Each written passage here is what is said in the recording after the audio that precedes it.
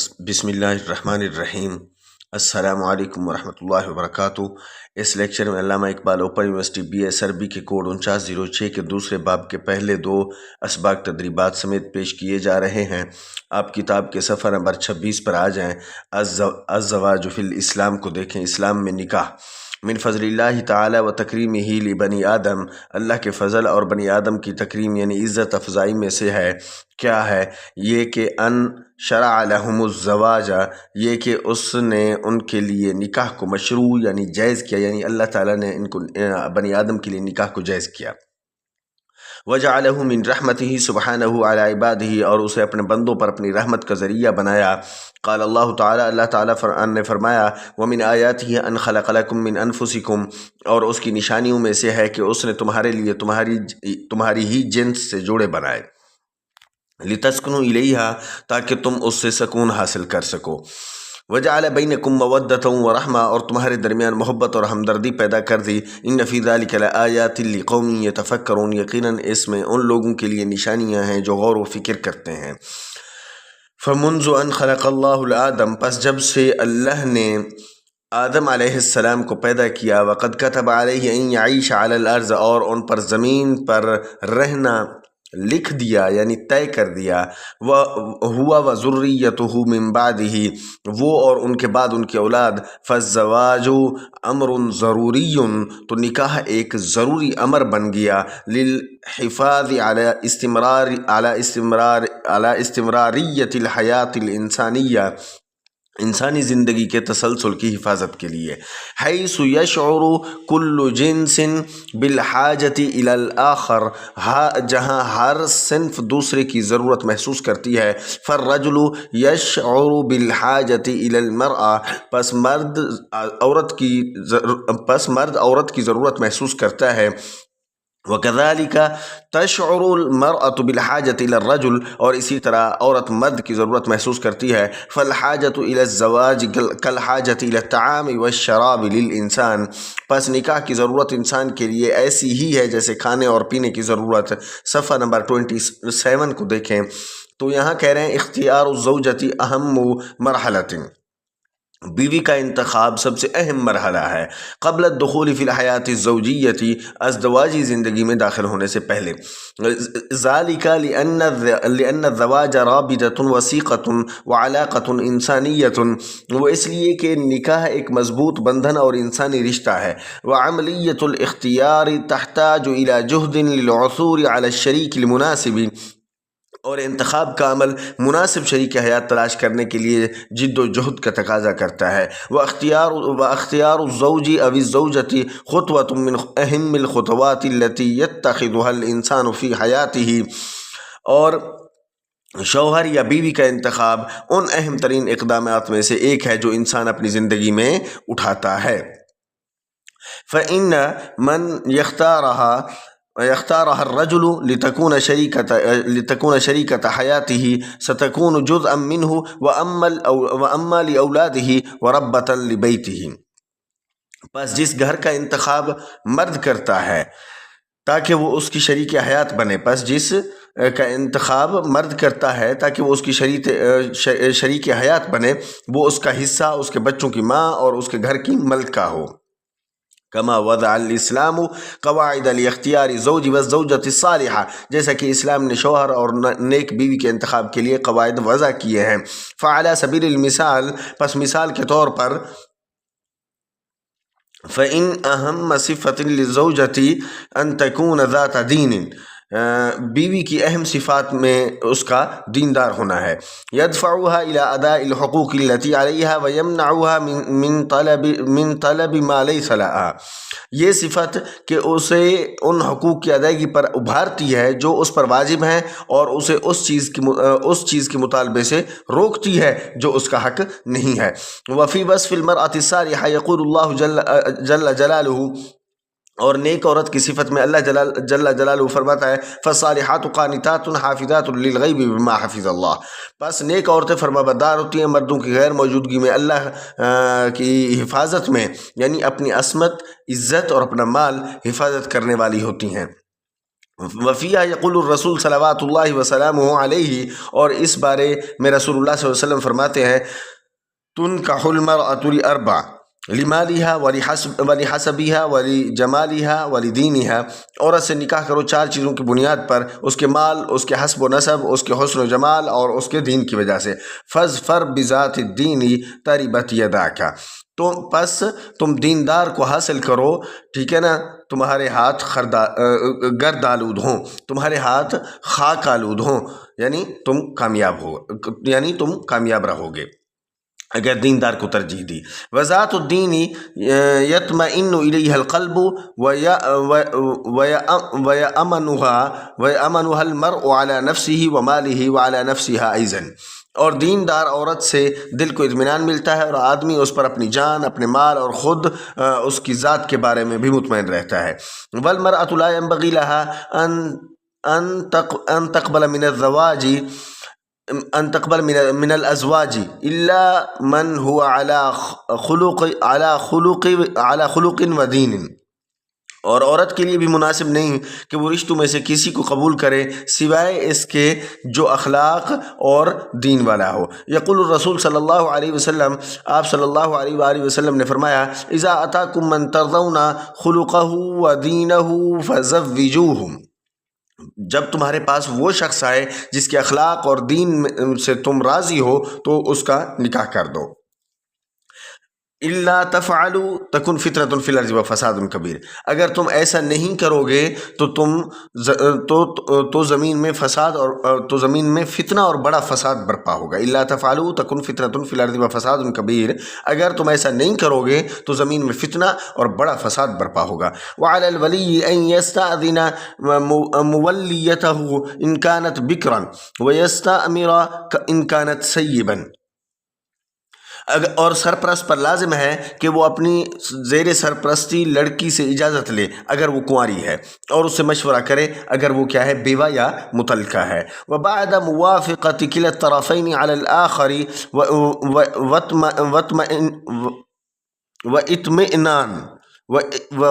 واطمئنان احداهما على شریک حیاته۔ اچھا جی دیکھیں یہ عبارت ذرا میں دوبارہ پڑھ دیتا ہوں۔ وبعد موافقۃ کلا الطرفین واطمئنان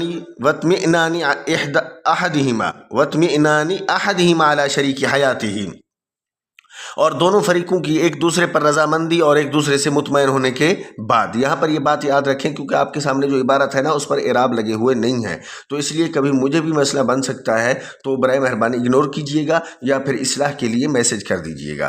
اباح الاسلام خاطب والمخطوبۃ ان یرا احدهما الآخر، اسلام نے منگنی کرنے اور منگیتر کے لیے ایک دوسرے کو دیکھنا جائز قرار دیا، ٹھیک ہے نا، نکاح بھیجنے والا مرد اور نکاح بھیجنے والی عورت کے لیے۔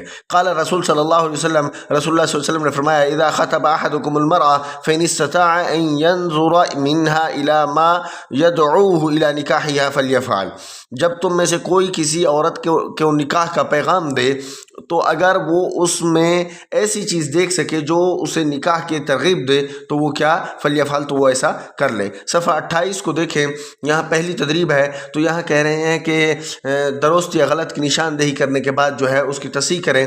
تو پہلا دیکھیں، وہ کہتے ہیں الزواج امر ضروری لاستمرار الحیات، زندگی کے تسلسل کے لیے نکاح ضروری امر ہے، تو یہ بات اس کی درست ہے۔ بدایت الحیات الزوجیت تبدأ بالاختیار، تو یہ بات بھی اس کی درست ہے۔ اختیار الزوج او الزوجۃ یحتاج الی مسکن، یہ بات اس کی غلط ہے، درست نہیں ہے۔ اب آپ کا درست آپشن جو ہے یہاں پر وہ کراس ہے، اور صحیح بات کیا ہے؟ صحیح یہ ہے کہ اختیار الزوج او الزوجۃ یحتاج الی جہد۔ اچھا جی آگے دیکھیں، تو کہتے ہیں اہم صفت لشریک الحیات ان یکون جمیلا، یہ یہاں پر بھی آپ کا درست جواب کراس ہے، اور درست جواب پھر کیا ہوگا؟ وہ یہ ہوگا اہم صفت لشریک الحیات ان یکون ذات دین و خلق۔ 5ویں نمبر پر دیکھیں تو کہتے ہیں قبل موافقت الرجل والمرأة يمكن ان يرى احدهما الاخر، یہ بات اس کی درست ہے۔ صحیح جواب کا انتخاب کریں تدریب نمبر 2 کے اندر کہتے ہیں. تو دیکھیں صحیح جواب کیا ہے؟ کلمہ ذریہ فی السطر الاول تعنی، یہاں پر درست جواب جو ہے وہ جیم ہے، یعنی الاولاد. دوسرا دیکھیں تو کہتے ہیں لیجد الانسان الزوج او الزوج المناسب یحتاج الی، تو یہاں درست جواب جہد ہے. آگے دیکھیں تو وہ کہتے ہیں یستمع الی رأی ابنتہ، یہاں پر درست جواب جو ہے الصالحہ ہے. آگے دیکھیں 5ویں کو وہ کہتے ہیں الزوجۃ العاقلہ، تو یہاں پر درست جواب جیم ہے، تجنب زوجہا المشکلات. صفحہ 29 پر آ جائیں، تدریب 3 ہے. تو یہاں پر وہ مختصر جوابات کے بارے میں کہہ رہا ہے. تو دیکھیں پہلا سوال یہ ہے لماذا کان الزواج امرا ضروریا، ٹھیک ہے نا. جو یہاں پر آپ یہ کہہ سکتے ہیں لأن الزواج وسیلۃ لبقاء نوع الانسان وتحصین النفس من الوقوع فی المعاصی وبناء اسرۃ صالحہ، ٹھیک ہے نا. دوسرا کیا ہے ماذا قال القرآن فی وصف الزوجۃ الصالحہ، اس کا جواب یہ ہے کہ وصفها القرآن بأنها قانتہ مطیعۃ لزوجها وحافظۃ للغیب، یعنی تحفظ نفسها ومال زوجها فی غیبته.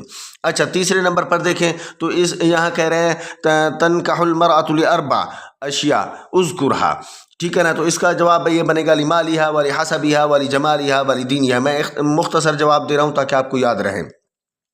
ایو امرات من الاربع یطمئن الیها القلب، تو اس کا جواب یہ ہے کہ المرأة ذات الدین التي يطمئن الیها القلب کما وصى النبی صلی اللہ علیہ وسلم بقوله فاظفر بذات الدین.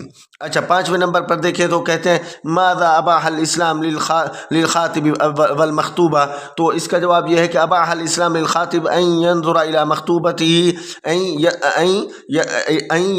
ينظر الى مخطوبته قبل الزواج لتقوى الرابطہ والالفت بینہما.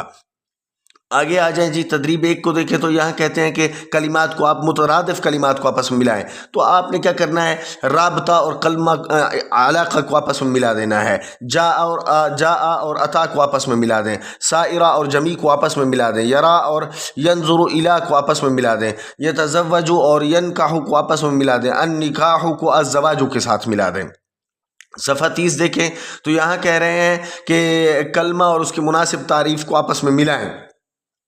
زوجہ کو شریکت الحیات کے ساتھ ملا دیں، آدم کو ابو البشر کے ساتھ ملا دیں، الذریت کو اولاد کے ساتھ ملا دیں، الخاطب کو الرجل الذی یطلب المرأة للزواج کے ساتھ ملا دیں، الحیوانیہ کو ان تکون للانسان صفات الحیوان کے ساتھ ملا دیں، فرض کو ہاں جی فوریزہ کو کتبہ کے ساتھ ملا دیں، ٹھیک ہے نا جی.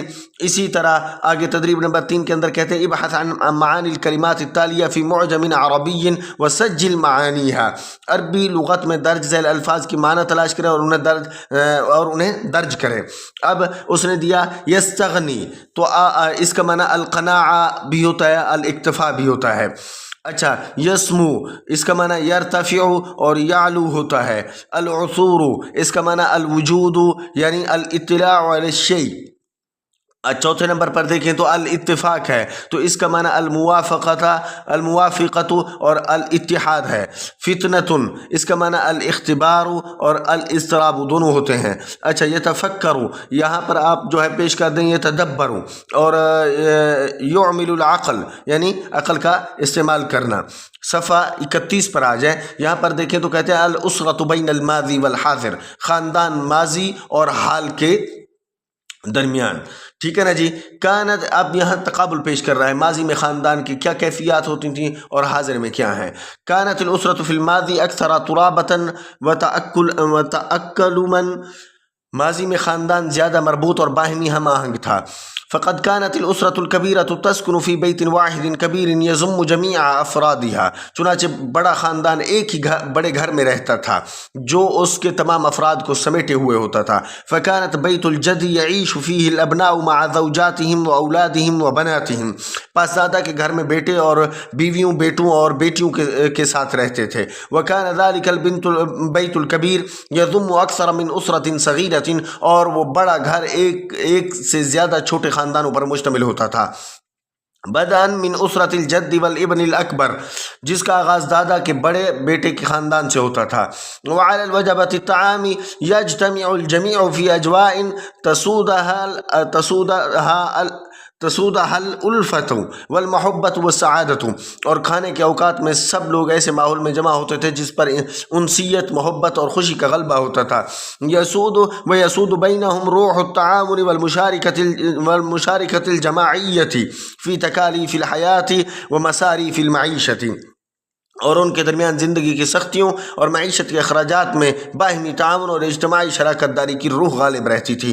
كما نجد أن الأسرة التي يجمعها الحب والتعاون والمشاركة يجتمع شملها ويتشد عودها ويعلو في المجتمع شأنها. جیسا کہ ہم دیکھتے ہیں کہ جس خاندان کو محبت، تعاون اور شراکت داری اکٹھا کرتی ہے اس کی شیرازہ بندی قائم رہتی ہے، اور اس کی جڑیں کیا ہوتی ہیں؟ مضبوط ہوتی ہیں، اور معاشرے میں اس کی شان بلند ہوتی ہے. اما الاسرة في هذا الزمان الحاضر فتختلف كثيرا عن الماضي، تاہم موجودہ دور کا خاندان ماضی سے بہت مختلف ہے. فنجد ان الابن اصبح يفضل حال زواجه السكن مع عروسه خارج البيت الاسرة. بس ہم دیکھتے ہیں کہ بیٹا اپنی شادی کے وقت اپنی دلہن کے ساتھ خاندانی گھر سے باہر رہنے کو ترجیح دینے لگا ہے. ومن هناك يبدأ تفكك الأسرة اسریو بین افراد الاسرۃ الکبیرہ، اور یہاں سے بڑے خاندان کے افراد کے درمیان خاندانی بکھراؤ شروع ہو جاتا ہے. فنجد الحقد والکراہیۃ بین بعض افراد الاسرۃ الواحدۃ، چنانچہ ہم ایک ہی خاندان کے کچھ افراد کے درمیان کینہ اور نفرت پاتے ہیں. لذا اصبح التفکک الاسری ظاہرۃ ملازمۃ للعصر الحاضر، اسی لیے خاندانی بکھراؤ موجودہ دور کا ایک لازمی رجحان، یا آپ کہیں لازمی مظہر بن چکا ہے. رجحان کہہ دیں تو زیادہ ٹھیک ہے. هذا إلى جانب ظروف الحياة الصعبة التي جعلت الأبناء يلجؤون إلى العمل خارج مدنهم، یہ زندگی ان مشکلات حالات کے ساتھ ہے جنہوں نے بیٹوں کو اپنے شہروں سے باہر کام کرنے پر مجبور کر دیا ہے. وانشغالهم بحياتهم الخاصة وأسرته الصغيرة ومتطلباتها، اور اس کے ساتھ کہ ان کا اپنی نجی زندگی اور اپنے چھوٹے خاندان اور اس کی ضروریات میں مصروف ہونا، یعنی بکھراؤ کی وجہ یہی ہے. وإلى جانب هذا فإن عمل المرأة أيضا وخروجها للعمل من أهم أسباب التفكك الأسرة، اور اس کے ساتھ ساتھ عورت کا کام کرنا اور کام کے لیے باہر نکلنا بھی خاندانی بکھراؤ کے اہم ترین اسباب میں سے ایک ہے. فقد تغادر الزوجة بيتها في الصباح ولا تعود إلا في المساء، چنانچہ بیوی صبح کے وقت اپنے گھر چھوڑ دیتی ہے اور شام سے پہلے واپس نہیں آتی. صفحہ 32 پر دیکھیں تو یہاں کہہ رہے ہیں تعود الیہ الی فی المساء وکذلک الرجل ایضا، کہ وہ عورت شام سے پہلے گھر نہیں لوٹتی، اس طرح مرد کا بھی یہی حال ہے. دوسرے نمبر پر کہتے ہیں فقد لا یجد کل منہما وقتا للجلوس مع اطفالهم، چنانچہ دونوں میں سے کسی کو اپنے بچوں کے ساتھ بیٹھنے کا وقت نہیں ملتا. لبحث مشکلاتهم الخاصہ، تاکہ وہ ان کی ذاتی مسائل پر بات کر سکیں. کما كانت الاسرة في الماضي سواء الكبيرة او الصغيرة، جیسا کہ ماضی میں خاندان خواہ وہ بڑا ہو یا چھوٹا اکٹھا ہوتا تھا. تجمع على مائدة الطعام وامام التلفاظ، وہ کھانے کی میز پر اور ٹیلی ویژن کے سامنے جمع ہوتے تھے. اچھا جی، اسی طرح کہتے ہیں یستعمرون ویتناقشون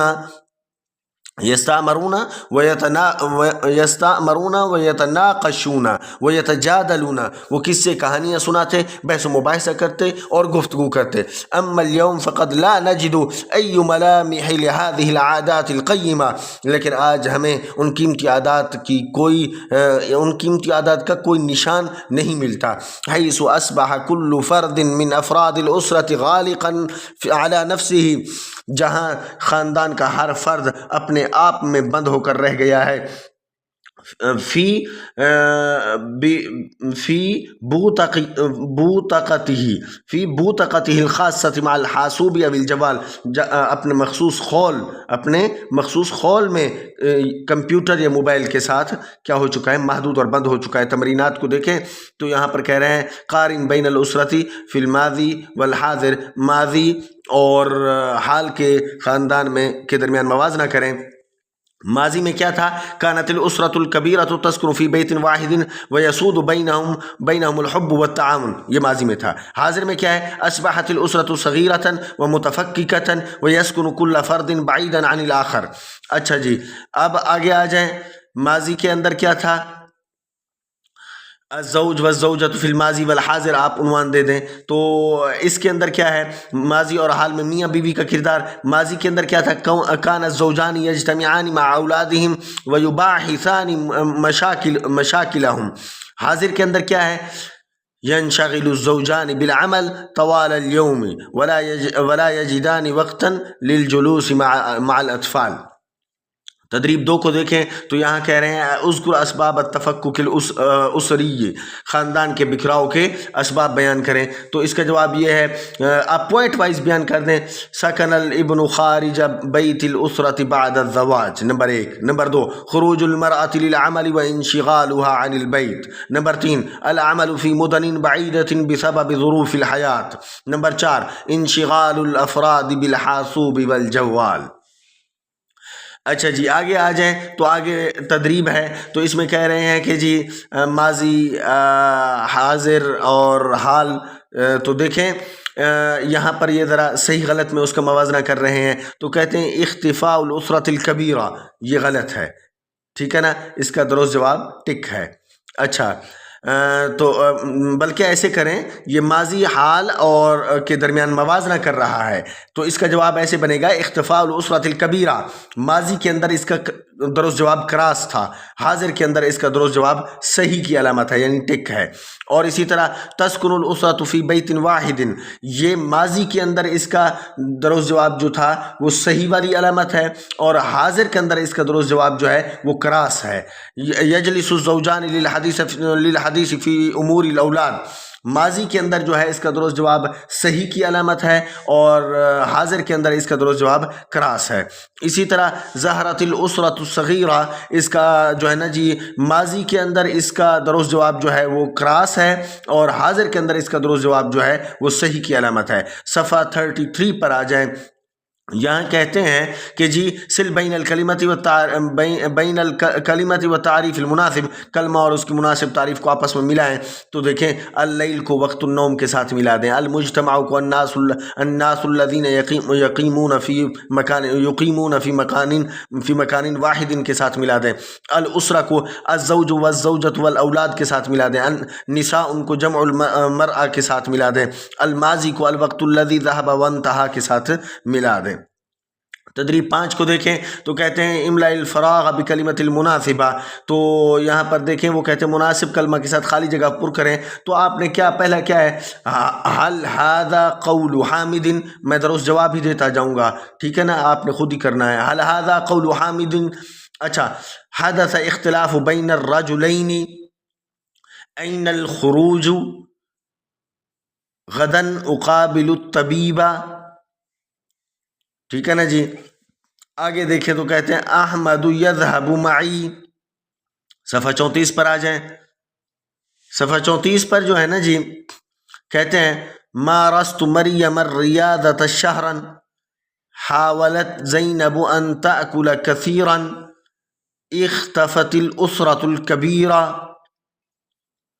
अच्छा, यहाँ ये बात भी नोट रखें कि ता के नीचे ज़ेर इसलिए है ताकि इससे अगले लफ्ज़ यानी अलिफ लाम से मिलाया जा सके, वगरना असल में ये साकिन ही होती है, ये बात यहाँ याद रखिएगा। अच्छा, आगे देखें तो ज़हरतिल उसरतुस सगीरा तारिकतिल बिन्तुस समीनतुस सुकरियात फहासतित तबीबतुल मरीज़ा क़रअतिल बिन्तुस सहीफ़ा सल्लतिल मुस्लिमतुल अस्रा। सफ़ा 35 पर आ जाए जी। صفحہ 35 کو دیکھیں تو یہاں ایک تدریب ہے، کہتے ہیں حول ما تحتہ خط الی المؤنث وغیر ما یلزم کما فی المثال، یعنی خط کشیدہ الفاظ کو مؤنث میں تبدیل کریں اور مثال کے مطابق ضروری تبدیلی بھی کریں۔ تو یہاں پر جو ہے نا میں وہ ڈائریکٹ جواب ہی دیتا جاؤں گا آپ کو، ٹھیک ہے نا جی۔ وہ کہتے ہیں نصح الطبیب المریض، اب یہاں پر ہمارا جواب کیا ہوگا؟ نصحت الطبیبۃ المریض۔ اچھا، سافر المدرس الی مکہ، ہمارا جواب کیا ہے؟ سافرت المدرسۃ الی مکہ۔ لبس الرجل الثوب، ہمارا جواب یہ ہے کہ لبست المرأۃ الثوب۔ المہندس حضر مبکرا، حضر مبکرا، جواب ہے المہندسۃ حضرت مبکرا۔ الطالب کتب بالقلم، ہمارا جواب ہے الطالبۃ کتبت بالقلم۔ اچھا، قابل الابن الطبیب، ہمارا جواب ہے قابلت الابنۃ الطبیبۃ طبیبہ۔ اچھا، اب آگے کیا ہے؟ محمد سمع الاذان، ہمارا جواب کیا ہے؟ فاطمۃ سمعت الاذان۔ اسی طرح الجد قرأ القرآن، ہمارا جواب ہے الجدۃ قرأت القرآن۔ اچھا، الطبیب فحص المریض، ہمارا جواب ہے الطبیبۃ فحصت المریض۔ المعلم قرأ الکتاب، ہمارا جواب ہے المعلمۃ قرأت الکتاب۔ صفحہ 36 کو دیکھیں تو یہاں کہہ رہے ہیں تعبیر موجہ، یعنی رہنمائی کے ساتھ آپ اظہار خیال کریں، تحریری مشق ہے۔ تو وہ کہتے ہیں صف کل صورت فی 5 جمل، ہر تصویر کے 5 جملے جو ہیں 5 جملوں میں وضاحت کریں ہر ایک تصویر کی۔ اب پہلی تصویر کی وضاحت ہم کر رہے ہیں جو دائیں جانب ہے اور یہ خوشحال خاندان ہے، تو ہم 5 جملے اس کے کیسے بنائیں گے؟ ہم کہیں گے کہ جی پہلا جملہ یہ ہے حاذی اسرۃ سعیدۃ و مترابطۃ۔ دوسرا جملہ یسود بین افراد الاسرۃ الحب والمودۃ۔ تیسرا الاب والام یحزنان اطفالہما بفرح۔ اور اسی طرح چوتھا جملہ بنا لیں کہ الاطفال یشعرون بالامن والسعادۃ مع اولادہم۔ پانچواں جملہ بنا لیں التعاون والمشارکۃ اساس هذه الاسرہ۔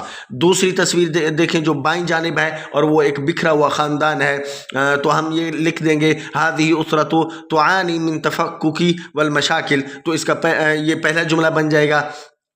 دوسرا جملہ کیا بنائیں گے؟ دوسرا جملہ الاب والام منشغلان عن بعضهما وعن ابنتهما۔ اسی طرح تیسرا لکھیں البنت تشعر بالحزن والوحدہ۔ اسی طرح لا یوجد حوار او تناقش بین افراد الاسرہ، یہ چوتھا بنا لیں۔ پانچواں کیا ہوگا؟ پانچواں یہ ہوگا ھذا هو التفکک الاسری فی العصر الحاضر۔ اب تدریب 2 کو دیکھیں، یہاں وہ کہتے ہیں اکتب موضوعا مستعینا بالنصوص الواردہ فی الدرس، کہ سبق میں دی گئی عبارتوں کی مدد سے ایک مضمون لکھیں۔ تو یہاں پر الاسرہ پر آپ کیا مضمون لکھیں گے؟ میرے خیال سے جو میرے ذہن میں آتا ہے میں بتا دیتا ہوں، آپ اپنی طرف سے بھی بنا سکتے ہیں۔ وہ یہ ہے کہ الاسرۃ ہی اساس المجتمع، وقد شرع اللہ الزواج للحفاظ على استمرار الحیاة في الماضی، كانت الاسرة كبيرة ومترابطة تسكن في بيت واحد حيث يجتمع الجميع على المحبة والتعاون، اما في العصر الحاضر فقد ظهرت الاسرة الصغيرة واصبح التفكك الاسري ظاهرة بسبب انشغال الوالدين بالعمل والحاسوب، لذلك يجب على الاسرة ان تعود الى الترابط والحوار لتربية اجيال الصالحة۔ یہ میری طرف سے یہی ہے، آپ اس میں چینج کر سکتے ہیں، اپنی طرف سے بنا سکتے ہیں، ضروری نہیں ہے کہ اس میں آپ میری پیروی کریں، اپنی طرف سے بھی کر سکتے ہیں۔ صفحہ 37 پر آ جائیں تو یہاں کہتے ہیں اکتب موضوعا بعنوان نظام الاسرۃ بین الماضی والحاضر، ایک مضمون لکھیں جس کا عنوان ماضی اور حاضر کے درمیان خاندانی نظام ہو۔ تو آپ کیا لکھیں گے؟ آپ یہ لکھیں کہ جی نظام الاسرۃ بین الماضی والحاضر، پھر نیچے پوائنٹس کی صورت میں بنا لیتا کہ آپ کو یاد رہے۔ کان نظام الاسرۃ فی الماضی یعتمد علی الاسرۃ الکبیرۃ المترابطہ یسکن جمیع الافراد فی بیت واحد ویجتمعون علی مائدۃ واحدۃ تسود بین المحبت والتعاون فی التکالیف الحیاتی۔ یہ پوائنٹس کی صورت میں بنا لیجیے گا تاکہ آسان ہو۔ اما فی الحاضر فقد تغیر هذا النظام وظهرت الاسرة الصغيرة، اصبح الابن يفضل السكن بعيدا عن اسرته الكبيرة بعد الزواج، وأدى انشغال الوالدين بالعمل والتكنولوجيا إلى تفكك الأسري لذلك نحن بحاجة إلى إحياء قيم الترابط للحفاظ على تماسك المجتمع. اب یہ بنا لیں آپ، یہ جواب صفحہ 38 پر آ جائیں تو یہاں تدریب نمبر 3 ہے. یہاں پر کہہ رہے ہیں کہ علامات ترقیم فی الاماکن المناسبہ، مناسب جگہوں پر علامات ترقیم لگائیں. یہ کوئی اتنی خاص اہمیت کی حامل نہیں ہے، اور چونکہ یہ پریکٹیکل کے ساتھ اس کا تعلق ہے تو یہاں ہمارا لیکچر کے اندر پریکٹیکل ممکن نہیں ہوتا، تو اس لیے میں اسے اختصار کی نظر سے پیش نظر جو ہے نا وہ چھوڑ رہا ہوں، اور وقت کو بھی دیکھنا ہوتا ہے. تو اللہ تعالیٰ آسانی فرمائے ہم سب کے لیے. اس کے علاوہ یہ ہے کہ کہیں کوئی غلطی، میں اکثر ریکویسٹ کرتا ہوں کہیں کوئی غلطی دیکھیں تو ضرور اطلاع کریں تاکہ اس کی اصلاح پیش کی جا سکے. اور اس کے علاوہ ان چیزوں کو دیکھیں. کوئی سوال ہو تو کمنٹ کے اندر بھیجیں مجھے، انشاءاللہ میں جواب دینے کی کوشش کروں گا. اور یہی لیکچر ہمارے جو ہے نا جیسا کہ آپ لوگوں کو یہاں پڑھائے جا رہے ہیں اسی طرح میرے یوٹیوب چینل پر بھی عنقریب اپلوڈ ہوں گے جب مجھے وقت ملے گا. السلام علیکم ورحمۃ اللہ وبرکاتہ.